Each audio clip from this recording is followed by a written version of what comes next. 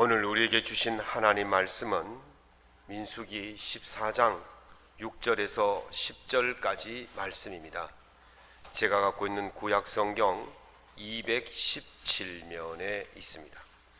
민수기 14장 6절에서 10절까지 말씀을 우리 한 목소리로 낭독하겠습니다. 그 땅을 정탐한 자 중 눈의 아들 여호수아와 여분네의 아들 갈렙이 자기들의 옷을 찢고 이스라엘 자손이 온 회중에게 말하여 이르되 우리가 두루 다니며 정탐한 땅은 심히 아름다운 땅이라. 여호와께서 우리를 기뻐하시면 우리를 그 땅으로 인도하여 들이시고 그 땅을 우리에게 주시리라. 이는 과연 젖과 꿀이 흐르는 땅이니라. 다만 여호와를 거역하지는 말라. 또 그 땅 백성을 두려워하지 말라. 그들은 우리의 먹이라.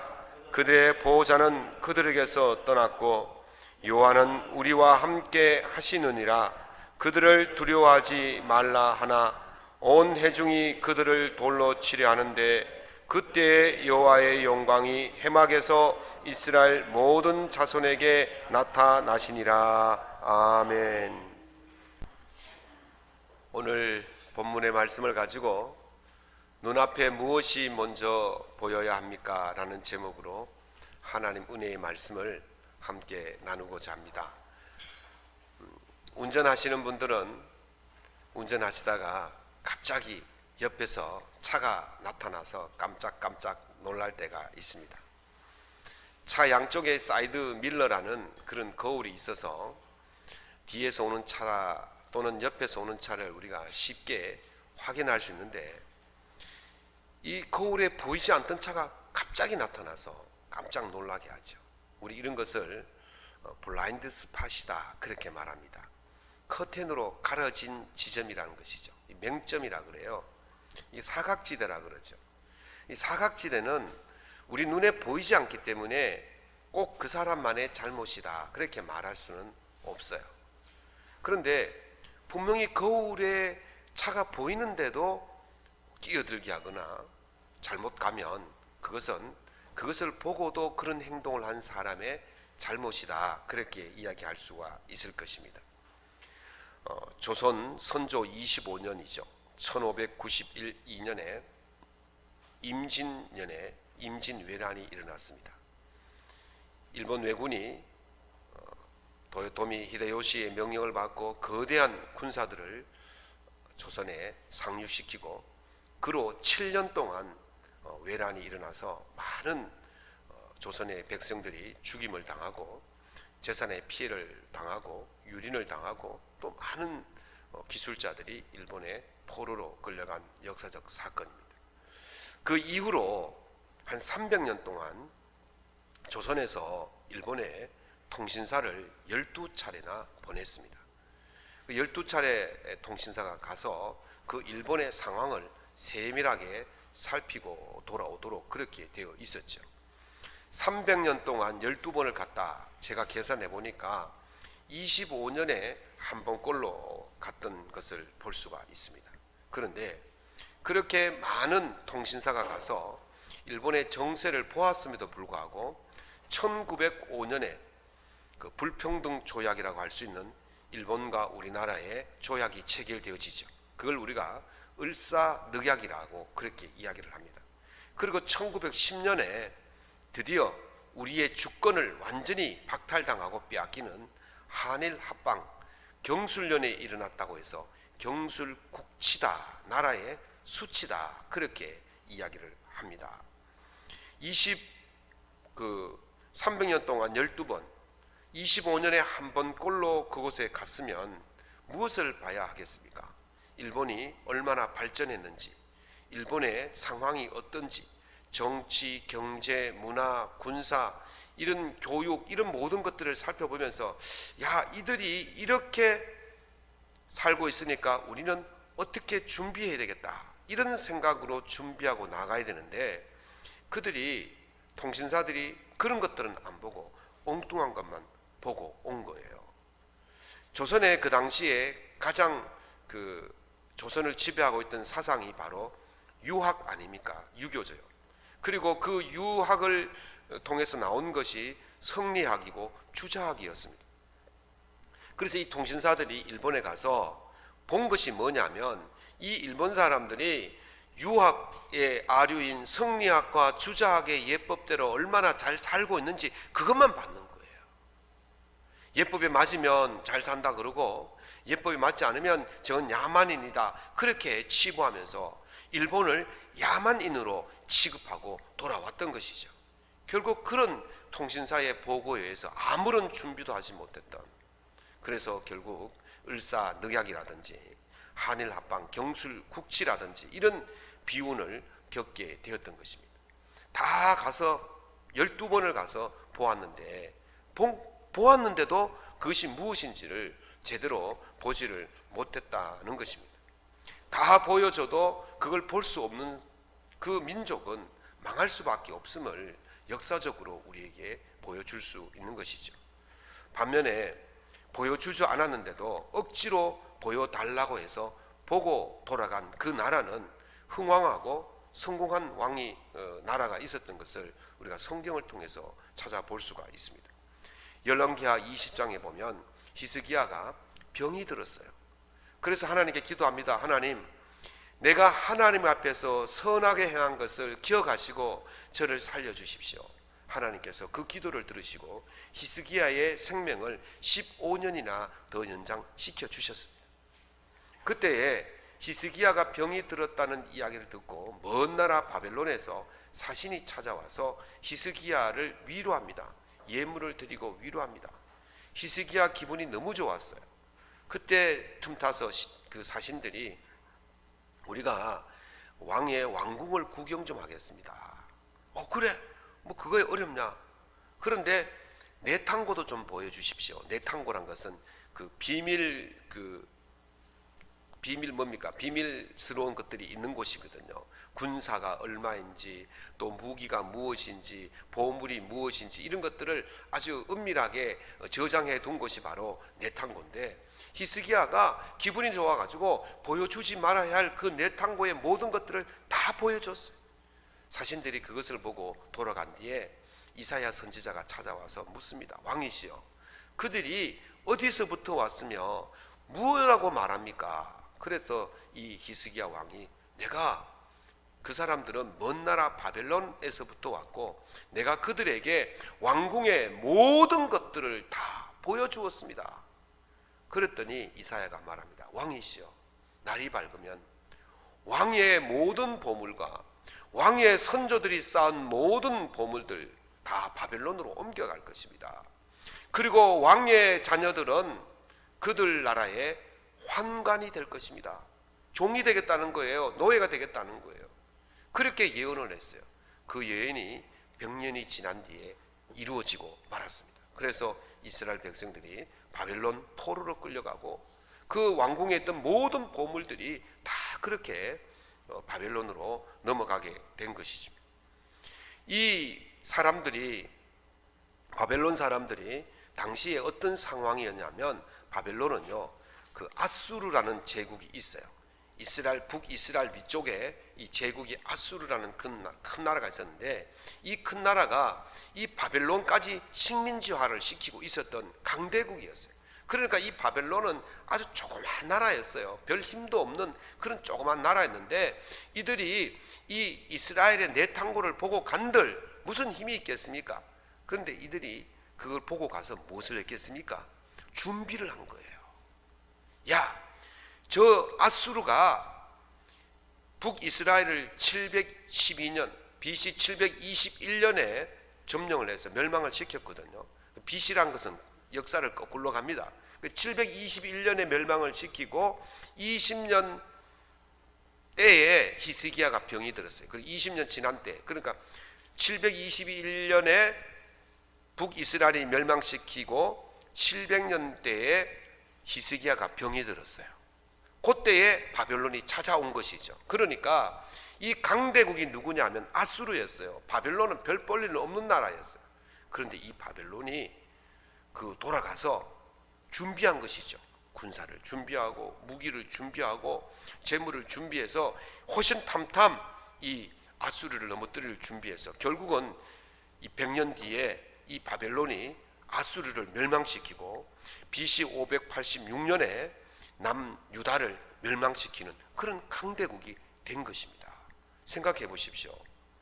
그 조그만 나라가, 아무것도 없는 조그만 나라가 100년 동안 무엇을 했겠냔 말이죠.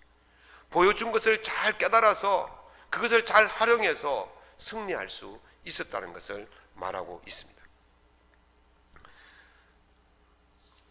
오늘 본문은 보여주어도 못 본 사람들의 모습과 보여준 것을 잘 활용해서 성공한 사람들의 모습을 살펴볼 수가 있습니다. 하나님께서 이스라엘 백성들에게 약속하신 가나안 땅을 이제 애굽에서 출발해서 그 가데스 바네아라는 그 땅까지 도착을 했어요. 한 1년 정도 걸려서 그 땅에 도착해서 모세가 정탐꾼 12명을 각 지파별로 한 명씩 뽑아서 이 가나안 땅을 정탐하러 들여보냈어요. 그래서 12명이 가나안 땅에 들어가서 40일 동안 구석구석 샅샅이 다 조사를 하고 돌아와서 이제 보고를 하죠. 10명이 말합니다. 모세에게 당신이 말한 그대로 이 가나안 땅은 젖과 꿀이 흐르는 복지입니다. 우리가 가져온 이 과일을 보시면 그것이 증거입니다. 그러면서 정말 말한 대로 젖과 꿀이 흐르는 복지라는 것을 보고하면서 이어서 이렇게 말합니다. 그러나 그곳에는 거인 자손이 살고 있습니다. 거인이 살고 있는데 그들 보기에는 우리는 메뚜기와 같습니다. 이제 우리는 다 죽었습니다. 그렇게 보고를 하니까 백성들이 그 소리를 듣고는 온 백성들이 통곡하면서 밤새도록 우는 거예요. 그리고 이렇게 말합니다. 차라리 우리가 애굽에서 죽었으면 좋았을 것을, 차라리 우리가 광야에서 죽었으면 좋았을 것을, 우리를 이쪽으로 인도하여 그들의 칼날에 우리를 다 죽이려 하느냐, 우리의 처자식을 다 죽이려 하느냐, 그렇게 원망하면서 이제 우리가 새로운 지도자를 뽑아서 애굽으로 돌아가자, 그렇게 원망하고 한탄하고 있는 거예요. 그때 여호수아 갈렙이 아니다, 너희들이 말한 대로 저 정탐꾼의 보고대로 그것은 젖과 꿀이 흐르는 땅이 맞다. 그러나 그들에게서 그들의 신은 그들을 떠났고 하나님은 우리와 함께 계시기 때문에 그들은 우리의 밥이다, 먹이다. 하나님께서 기뻐하시면 그 땅을 반드시 우리에게 주실 것이다. 그렇게 힘차게 외쳤더니 백성들이 이게 무슨 소리냐 그러면서 돌을 들어서 이 여호수아 갈렙을 때려 죽이려고 달려들었습니다. 똑같은 것을 보았습니다. 똑같은 땅을 보았어요. 똑같이 보았는데 한쪽은 원망하면서 죽게 되었다고 좌절하고 절망하고 땅바닥에 주저앉았지만은 한쪽은 아니다, 하나님이 함께 하시면 우리는 반드시 그 땅을 차지할 것이다. 그렇게 말하고 있는 거예요. 반응이 다르잖아요. 똑같이 봤는데 반응이 달라요. 저도 설교를 이렇게 하다 보면요, 똑같이 말했는데 어떤 분은요 아멘, 그리고 뭐 어떤 분은 뭐 그러려고 막 그런 분도 있고, 막 똑같이 듣고 똑같이 보았는데 그 반응이란 것이 다르다는 거죠. 왜 그럴까? 왜 똑같이 봤는데 반응이 다를까? 제 생각에는요, 우리가 불필요한 것에 너무 몰두하게 되어지면 정말 보아야 할 것을 보지 못하게 되어집니다. 하버드 대학교 심리학과에서 실험을 한 것을, 영상을 제가 봤어요. 그 제목이 보이지 않는 고릴라라는 제목인데요, 그 영상이 한 2분 남짓 하는 영상인데 그 영상을 제가 보니까 이렇게 말합니다. 거기에는 흰 옷 입은 사람 3사람과 검은 옷 입은 사람 3사람이 그 무대에서 막 섞여서 돌아가면서 공을 주고 왔는데, 흰 옷 입은 사람은 흰 옷 입은 사람에게 공을 주고 검은 옷 입은 사람은 검은 옷 입은 사람에게 공을 주는 거예요. 이 6사람이 흰 옷과 검은 옷이 섞여서 서로 흰 옷과 검은 옷에게만 공을 주고받는 것이죠. 그런데 2분 동안 그 흰 옷 입은 사람들이 공을 주고받는 것이 몇 번인지를 세어보세요, 그렇게 했어요. 그래서 제가 2분 동안 집중해서 흰 옷 입은 사람들이 공을 주고받는 것을 세었어요. 그랬더니 한 16번 정도를 공을 주고받더라고요. 그 사회자가 정답 그러면서 하는 말이, 혹시 그 영상 중에 검은 고릴라가 지나가는 것을 보았습니까? 저 본 적이 없거든. 본 적이 없어요. 그러면서 영상을 다시 틀어주는데요, 검은 고릴라가 막 이러면서 지나가는 거예요. 그런데 제가 그걸 못 봤어요. 두 번째, 이 배경의 커튼이 붉은색인데 처음 시작할 때 붉은색이었어요. 그런데 오렌지색으로 바뀐 것을 본 적이 있습니까? 저 못 봤거든요. 그런데 영상을 다시 보여주는데 붉은색이 오렌지색으로 싹 바뀌어가는 거예요. 그건 제가 못 느꼈어요. 세 번째, 검은 옷을 입은 사람 세 사람 중에 한 사람이 경기 중에 슥 빠져나갔어요. 본 적 있냐? 저 못 봤거든요. 영상을 다시 보여줬어요. 그랬더니 한 사람이 막 공을 주고받다가 슥 사라졌어요. 근데 못 본 거예요. 왜 그럴까요? 저는 흰 옷 입은 사람에게만 집중하고 있었던 거예요. 그거 사람들이 공 주고받는 것을 막 숫자를 세니라고 다른 것에 신경 안 쓴 거예요. 골리라고 지나가도 모르고 커튼이 바뀌어도 모르고 검은 옷을 입은 사람이 사라져도 거기에 신경 안 쓰고 오직 흰 옷 입은 사람의 공 주고받는 것에만 신경 쓰다 보니까 그게 안 보였던 것이죠. 사람이 자기가 원하는 것에만 너무 매몰되어지면 옆에 있는 것이 안 보이게 되어집니다. 이스라엘 백성들이 광야를 건너오는 동안 하나님께서 아침마다 만나를 주시고 메추라기를 주시고 구름 기둥과 불 기둥으로 함께 하셨어요. 제가 지난주에 하나님의 영광의 임재의 상징으로 이 구름 기둥과 불 기둥이 있었다고 말씀을 드렸지 않습니까? 하나님이 함께 하신다는 거예요. 하나님이 옆에 있다는 거예요. 그렇게 이스라엘 백성들이 하나님의 함께 하심을 도움을 받으면서 이 가데스 바나까지 와놓고는 이제 그 가나안 땅을 정탐할 때에 그들이 젖과 꿀이 흐르는 땅으로 하고 그렇게 자기 입으로 시인해놓고도 그들 눈앞에 보인 거대한 장벽, 그 거인들이 나타나니까 거기에 푹 빠져가지고 자기들을 이끌었던, 먹이시고 입히시고 보호하시고 지키셨던 그 하나님을 보지를 못하게 되었던 것입니다. 그러나 여호수아 갈렙은 그걸 본 거예요. 하나님께서 구름 기둥과 불 기둥으로 우리를 지키시고 만나와 메추라기로 우리 인도하시고 반석에서 샘물을 나게 하셔서 우리를 지도하신 그 하나님이 항상 우리와 함께 하신다는 것을 믿었던 거예요. 그러니 하나님이 우리를 이곳까지 인도하신 하나님께서 저 가나안 땅에 들어가서도 우리를 지키지 아니하시겠느냐, 이것이 바로 여호수아 갈렙의 믿음이었던 것입니다. 오늘날 우리가 살아가면서 우리 눈앞에 있는 현실에 너무 몰두하다 보면 하나님이 우리와 함께 하신다는 사실을 잊어먹고 살 때가 많이 있어요. 하나님이 안 보여요. 우리 눈앞에 있는 그 현실이 너무 거대한 장벽 같아서 하나님이 보일 수가 없어요. 이제까지 우리의 삶을, 이 시대까지 삶을 지켜주신 그 하나님이 분명히 우리와 함께 하심에도 불구하고 그 순간적으로 하나님이 눈에 보이지 않게 되는 것입니다.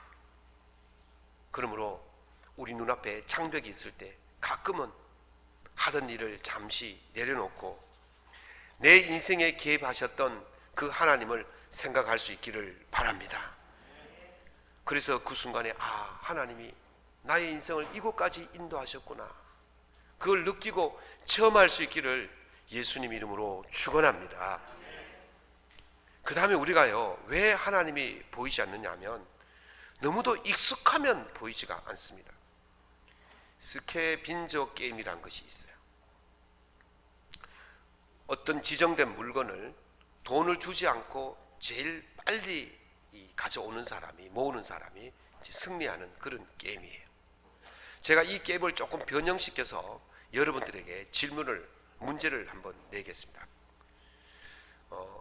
가로 80에서 90cm, 세로 높이죠. 높이 180에서 200cm의 사각형을 1시간에 가져오시면 1,000만 원을 드리겠습니다. 가져오실 수 있겠습니까? 말로 한번 해보십시오. 무엇을 가져오면 될까? 사지 않고 어디서 가져오면 될까요? 어디 있을까요? 가로 80cm에서 90cm, 높이 180에서 200cm 정도의 사각판을 가져오시면 1,000만 원을 드리겠어요. 지사님, 장로님 어떻게 아셨어요? 예, 우리 교회도 문짝 막 많죠. 저걸 치수를 재보면 거의 180에서 또 190이고 가로가 80에서 90이에요. 오늘 가실 때 1,000만 원 받아가시기 바랍니다.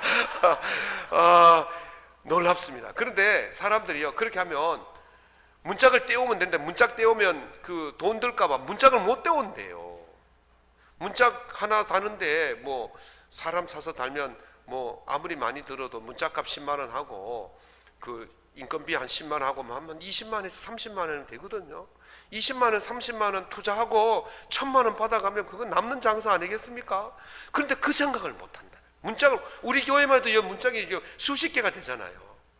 여러분들 하나씩 다 떼어가도 다 1,000만 원씩 받을 수 있는데 그걸 못 한다는 거예요.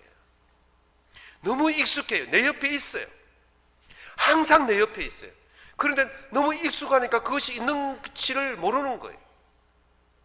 우리 가족, 우리 아내, 남편이 얼마나 귀하고 가치 있는 존재입니까? 그런데 그 사람을, 그 아내를, 남편을, 그 가치를 인정하지를 못해요. 왜? 너무 익숙하니까. 그냥 본래 있는 줄 알아요. 당연히 있는 줄 알아요. 여러분, 우리 팔이 있지 않습니까? 이 팔로 아침에 뭐 하셨습니까? 식사하셨잖아요. 팔이 없으면 밥 먹는데 굉장히 애로점이 있겠죠. 그래서 팔이 있어서 밥을 먹고 그렇게 하는 거예요. 얼마나 고마운 팔입니까? 그런데 이 팔이 없으면 어떻게 되겠습니까? 밥을 못 먹잖아요. 그러면 배가 쫀쫀 굶어야 돼요. 그런데 이 팔의 고마움에 대해서 한 번이라도 생각해 보셨어요? 밥 먹을 때? 식사하실 때? 아이고 팔아 고맙다, 팔아 고맙다, 그래 해보셨어요? 아니에요. 너무 익숙하고 당연하니까 그 가치를, 그 존재의 그 고마움을 모르고 살아가는 거예요. 이스라엘 백성들이 광야에서 살고 있는 동안 하나님께서 그들을 구름기둥과 불기둥으로 만나와 메추라기로 반석에서 샘물나게 하시고 대적을 막아주시고 지켜주시고 매일같이 그렇게 해주시는 거예요. 한시도 그들을 떠나지 않아 하신 거예요. 그러니까 너무 익숙하고 당연한 것이니까 하나님이 눈에 안 보이는 거예요. 이게 바로 오늘 우리 인생이 살아가는 것입니다. 마가복음 8장에 보면요, 예수님께서 이제 칠병이어라 그러죠. 오병이어 말고 칠병이어, 떡 7개와 물고기 2마리로 4,000명을 모시고 강을 건너가셨다가 다시 돌아오는데 제자들이 수군거려요. 가만히 들어보니까 야, 큰일 났다. 우리 사람 13사람인데 떡이 하나밖에 없다. 이 큰일 났다. 어떻게 하지? 그때 예수님이 얼마나 답답하시겠어요. 야, 내가 물고기 2마리와 보리떡 5개로 5,000명을 먹인 것이 언제며 떡 7개와 물고기 2마리로 7,000명을 먹인 것이 언제며 몇 강주를 남겼더냐, 그렇게 말씀하시는 거예요. 조금 전에만 해도 4,000명을 먹이고 조금 전에만 해도 5,000명을 먹이셨던 그런 기적을 베푸시고 예수님이 하신 일이 그것뿐이겠습니까? 날마다 하나님의 그 놀라운 능력과 기적을 이 백성들에게 베푸셨고 이 제자들이 그것을 날마다 보고 다니셨어요. 그리고 예수님과 함께 다니는 거예요. 그런데 그걸 못 느끼는 거예요.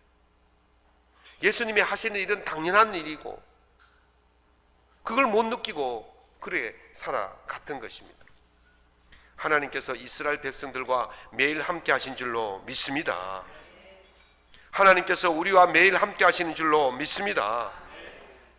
아침에 눈을 뜨면 하나님이 거기 계신 줄로 믿습니다. 내가 잠을 자고 있을 때도 하나님은 나를 졸지도 주무시지 아니하시고 지켜주실 줄로 믿습니다. 하나님께서는 이렇게 말씀하십니다. 네가 물 가운데로 지날 때에 내가 너를 함께 할 것이라. 강을 건널 때에 물이 너를 침몰하지 못할 것이며 네가 불 가운데로 지날 때에도 타지도 아니할 것이요 불꽃이 너를 사르지도 아니할 것이라. 아멘. 저 혼자 들어가면 물에 빠져 죽고 저 혼자 불 속에 들어가면 타서 죽지만은 하나님이 함께 하시기 때문에 내가 안전하게 보호받게 되는 줄로 믿습니다. 하나님께서는 우리에게 한시라도 눈을 떼신 적이 없는 분이에요. 그분이 항상 우리와 함께 하시는 거예요. 예수님께서는 너희에게는 심지어 머리털까지도 세신 바 되었나니 두려워하지 말라. 너희는 많은 참새보다 귀하니라. 아멘. 우리가 참새보다 귀하잖아요. 하나님은 우리의 머리털까지도 다 세시고 앉고 일어섬을 다 보시고 계시는 분이에요. 그러니 어찌 우리를 버리시겠습니까? 하나님은 우리와 밀착되어서 우리와 함께 가시는 분인 줄로 믿습니다. 그러나 너무 밀착되어 있으니까 내 몸처럼 느껴지니까 안 보이는 거예요. 너무 익숙하니까 안 보이는 거예요. 이제 잠시 손에 있는 떡 하나뿐인 그것을 내려놓고 우리와 함께 하시는 주님을 바라볼 수 있기를 예수 이름으로 축원합니다. 예수님은 떡보다 더 좋은 놀라운 은혜와 은총을 여러분에게 베풀어 주실 줄로 믿습니다. 그러므로 우리의 관심이 달라져야 돼요. 관심에 따라서 보이기도 하고 보이지 않기도 하기 때문입니다. 중국 춘추 전국 시대에 그 총나라의 왕은 재물을 좋아했대요. 그것을 안 진나라의 해왕이 자기 신하들에게 거대한 나무 소를 하나 만들어라. 그리고 그 속에다가 비단이며 보석이며 온갖 진귀한 것들을 다 채워라. 그리고 이 소를 총나라 왕에게 예물로 드린다고 소문을 내라.